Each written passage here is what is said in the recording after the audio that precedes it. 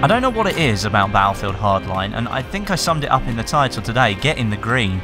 It really is a satisfying feeling if you manage to sort of retrieve an objective, or you take enough money to help your team win a game. I don't know, just because of that real life scenario where you can actually imagine something like this in real life happening, where you've got the police and the robbers trying to fight over a bank heist or something like that, it really engages me, and I'm having an absolute blast in the Hardline beta at the moment. Just before we move into things today, I've got my hands on another PC beta code for Battlefield Hardline. If you aren't in the beta yet and you'd like to try it out, then just hit like on today's video and leave a comment, and I'll pick a winner within the next 24 hours and I'll send you a message in the YouTube inbox system, so watch out for that. So I thought I'd give you just a couple of tips today on how basically you can improve your game within Hardline. I mean, at the moment, because it's in beta, there are quite a few things missing from the game, and some things where pointers should probably be, and things where you should know what's going on and you don't really know. So I guess I'm going to try and help you a little bit there today with some pointers about the game, but ultimately how you can have a better game in Hardline, from what I found anyway. First up, the operator class. Make sure you have trip mines equipped. Those things are absolutely lethal. You can put down 2 at a time, and they don't disappear when you die. So basically you can leave them anywhere on the map in a strategic point. You can get yourself a couple of kills from time to time. You may see a couple of times in the clips here today that I actually put the trip mine right on the money point in the middle. That's a great place to put it, because people just run around there. They're not expecting a trip mine to be there. They're panicking because they're out in the open. They could be on their own. The enemy team could be around the other corner, so they're not really looking out for a trip mine. So if you stick one right on the cash pile, round the side where everybody stands, the likelihood of you getting a kill there is very high. Second tip, I may have already told you this, but in the blood money game mode, if you start to take money from the enemy's vault, you actually end up with more points than what you would get if you took the money from the loot pile in the middle.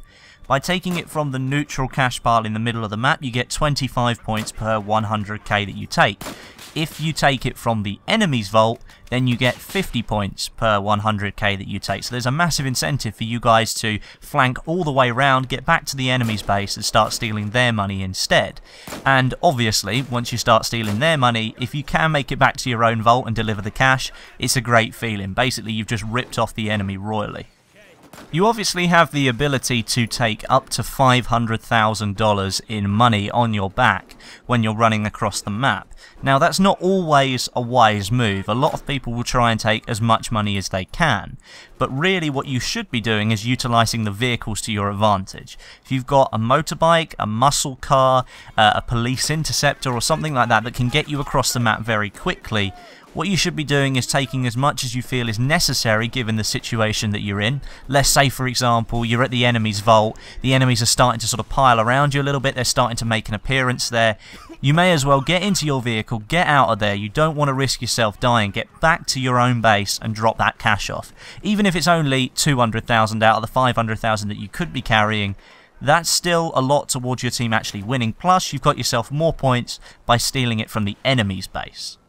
The whole emphasis on these transport vehicles being within Hardline is they're there to be utilised. So rather than running your way across the map like I'm doing here with the sniper class, if you are using the assault class or something like that, then it's better that you do use a vehicle, because you're going to need to get around really quickly. If you want to win these game modes, it's basically whoever can get to the most amount of cash the fastest.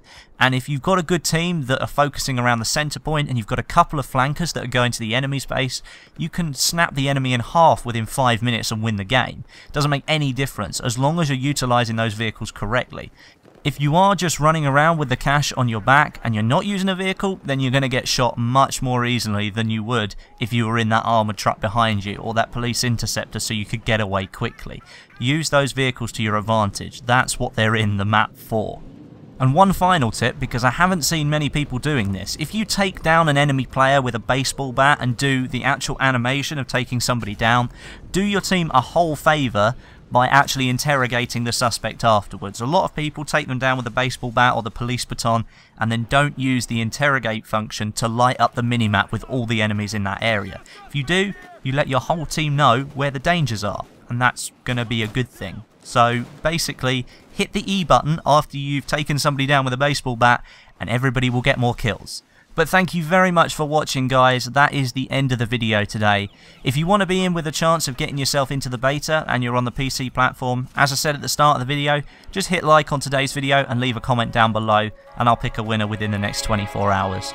But my name is Westy, and I'll catch you guys in the next video.